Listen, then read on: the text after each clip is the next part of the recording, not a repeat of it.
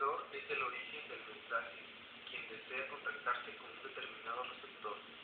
Es la fuente de toda comunicación. El emisor cuenta con las siguientes características. Conocimiento.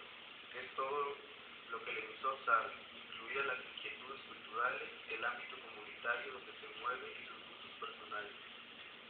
Actitud. Es lo que el emisor piensa y siente frente al mundo que lo rodea y los hechos que ocurren.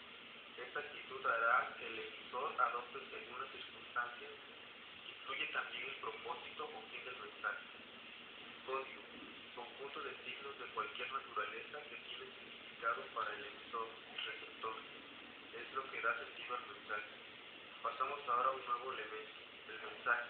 Es la expresión de la información que se desea transmitir. Cuenta con las siguientes características. Contenido. Es la sustancia del mensaje, lo referente a él. Código. Todo mensaje es expresado mediante el código que introdujo el emisor. Contexto. El contexto influye en el mensaje. Existen dos de ellos. El cercano, que es lo que rodea el mensaje en el medio en el que se transmite, y el ambiental, que es lo que rodea al receptor al momento de recibir el mensaje.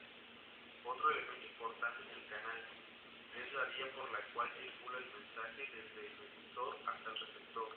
Este elemento puede dividirse en naturales como el aire y técnicos como el monitor de la computadora. El receptor es fundamental para la comunicación. Es el destinatario de la comunicación.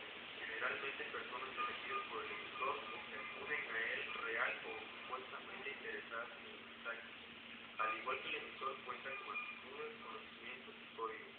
Una situación que influye en nuestro proceso de comunicación son los ruidos, que son perturbaciones que atentan contra la correcta comunicación. Son las razones por las que el mensaje del emisor no es comprensible total o parcialmente. Evaluación.